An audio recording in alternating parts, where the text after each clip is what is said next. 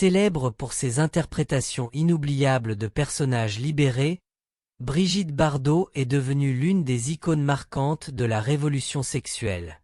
Bien qu'elle ait quitté le devant de la scène en 1973, son héritage perdure en tant que phénomène culturel.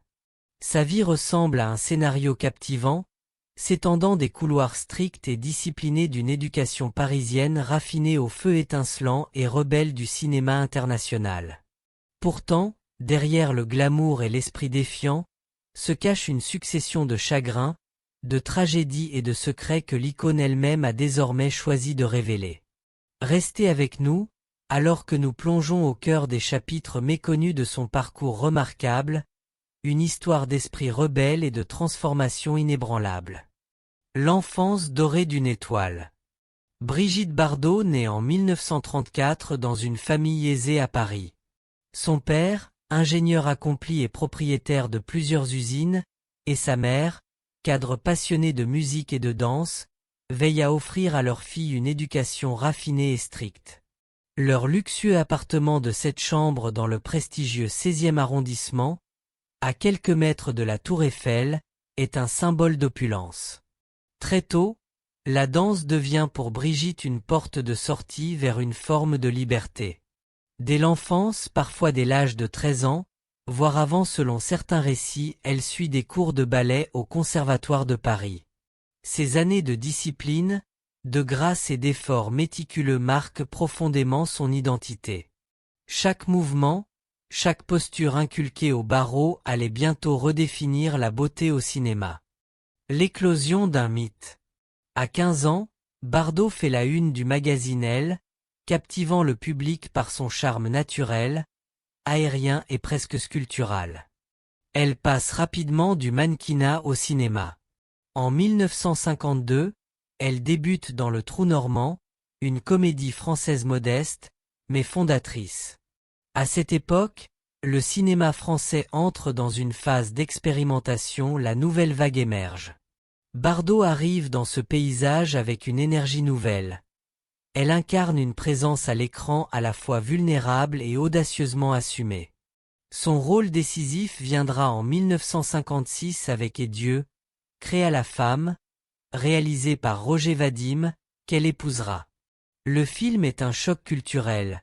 Bardot y incarne Juliette, une femme libre, sexuellement émancipée, remettant en question les normes morales de l'époque. Sa sensualité, sa grâce brute, ses mouvements félins, autrefois appris en danse, deviennent le symbole d'un changement profond dans la représentation de la femme.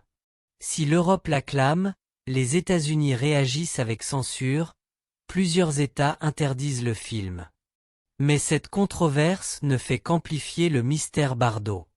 Elle devient le symbole d'une féminité affranchie, d'une liberté assumée. Derrière l'icône, blessures et fêlures. Mais sous cette image flamboyante, Bardot cache des douleurs intimes. Son enfance, marquée par des punitions sévères, notamment une humiliation infligée par son père pour un vase brisé, nourrit en elle un esprit de rébellion profond. « Je voulais être moi-même », dira-t-elle un jour, être honnête, et toujours aller de l'avant. Contrairement à beaucoup d'actrices de son époque, Bardot adopte un style simple. Pieds nus plutôt que talons, maquillage minimal, attitude authentique. Elle rejette les artifices d'Hollywood, préfère des rôles européens plus exigeants, plus sincères. La décision radicale, quitter le cinéma. En 1973, après plus de 47 films, Bardot quitte définitivement le cinéma à 39 ans. Un geste radical. Elle abandonne les projecteurs pour se consacrer à une autre cause, la protection des animaux. Son engagement est total, elle fonde une organisation, milite, et devient la voix des sans-voix. Un nouveau combat, une nouvelle passion, bien plus profonde que le glamour des plateaux. Les montagnes russes de l'amour. La vie amoureuse de Brigitte Bardot est une succession de passions dévorantes, de ruptures douloureuses, de quête d'un amour absolu. Elle se marie 4 fois. D'abord avec Roger Vadim en 1952, à l'âge de 18 ans. Leur relation est marquée par la passion, mais aussi par l'instabilité. En 1956, Bardot tombe amoureuse de Jean-Louis Trintignant et quitte Vadim. Sa liaison avec Trintignant est intense, mais éphémère, entachée par des absences et des infidélités, notamment une trahison avec le musicien Gilbert Bécaud. En 1959, elle épouse Jacques Charrier, avec qui elle aura son seul enfant, Nicolas, né en 1960. Mais le mariage s'effondre, notamment à cause de l'apparition d'un nouvel amour, Samy Frey. La garde de Nicolas est confiée au père, ce qui crée une distance douloureuse entre Bardot et son fils. Suivent des liaisons avec Glenn Ford, Bob Zaguri, Serge Gainsbourg, Warren Beatty, et d'autres. En 1966, elle épouse le playboy allemand Günther Sachs. Une union brève, flamboyante, mais instable. Même Sean Connery lui fait des avances, qu'elle rejette avec ironie. Toutes ces histoires suivent un même schéma: passion fulgurante, désillusion, départ. Le gouffre intérieur. En 1958 déjà, après une rupture, Bardot est hospitalisé en Italie suite à une tentative de suicide. Mais c'est en 1983, à la veille de ses 49 ans, que le désespoir atteint son paroxysme.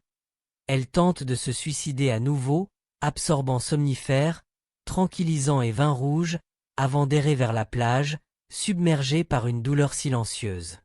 Elle est sauvée in extremis par des passants, puis l'équipe médicale.